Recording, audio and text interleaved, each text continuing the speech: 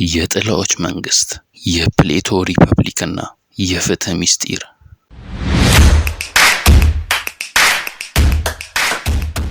ሰላም የጳጉሜ ሚዲያ ቤተሰቦች። ጳጉሜ ሚዲያ የዘመን ድልድይ ከዛሬ 2400 ዓመታት በፊት ነበር በአቴንስ አደባባዮች ላይ አንድ ሽማግሌ ከወጣቶች ጋር ቁጭ ብሎ የሰውን ልጅ ታሪክ የቀየረ ጥያቄ ሰነዘረ። ፍትህ ምንድናት? ይህ ሽማግሌ ሶቅራጥስ ነበር።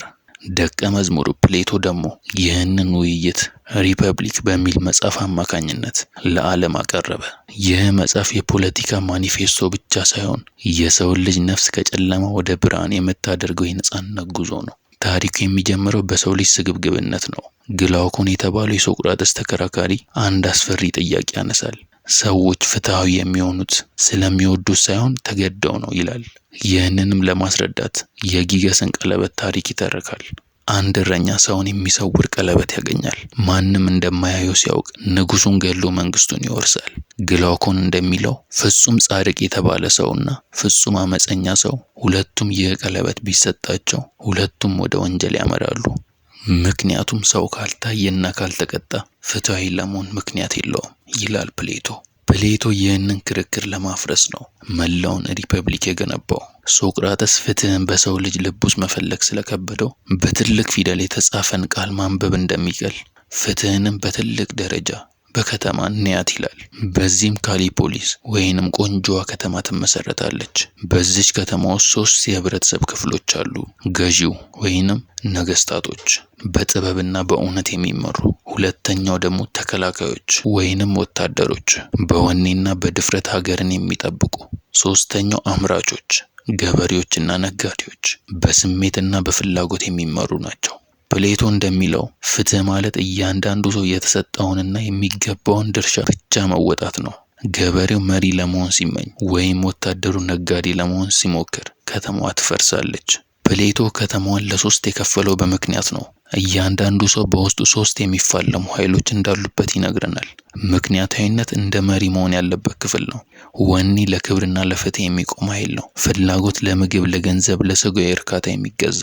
እውነተኛ ፍትሃዊ ሰው በውስጡ ያለው ምክንያታዊነት በንጉስነት ተቀምጦ ወኔን እንደ ረዳት ተጠቅሞ ፍላጎት የሚገዛ ሰው ነው። ፍትህ የውጭ ህግ ሳይሆን የውስጥ ሰላም ናት።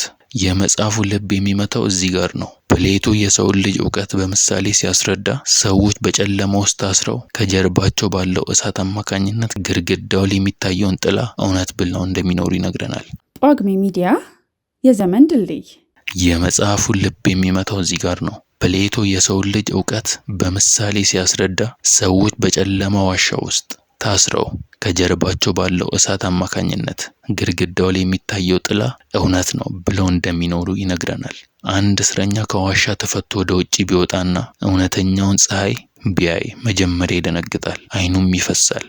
ነገር ግን እውነቱን ካየ በኋላ ወደ ዋሻው ተመልሶ ለጓደኞቹ የምታዩት ጥላ ነው ቢላቸው እነሱ ግን ጥላውን ስለለመዱ ሊገድሉት ይሞክራሉ። ይህ የሶቅራጥስ ዕጣ ፋንታ ነበር። ፈላስፋ ማለት ከዋሻው የወጣና እውነተኛውን ብርሃን ያየ ሰው ነው። ፕሌቶ መሪዎች እንዳይበላሹ እጅግ ጥብቅ ሕግጋትን ያስቀምጣል። የካሊፖሊስ መሪዎች የግል ንብረት ሊኖራቸው አይገባም። የራሳቸው ብቻ የሆነ ቤተሰብም አይመሰርቱም። ልጆች የጋራ ናቸው። ወርቅና ብርም እንዲነኩ አይፈቀድላቸውም። ለምን ካልከኝ ምክንያቱም አንድ መሪ የግል ሀብት ካለው ለህዝብ ጥቅም ሳይሆን ለራሱ ከረጢት መስራት ይጀምራል። መሪ ማለት የህዝብ አገልጋይ እንጂ የሀብት ክምችት አይደለም ይላል ፕሌቶ። ፕሌቶ ዲሞክራሲን እንደ ትልቅ አደጋ ያየዋል። በዲሞክራሲ ውስጥ ነጻነት ያለ ገደብ ስለሚሆን ሰዎች በምክንያት ሳይሆን በስሜት መመራት ይጀምራሉ።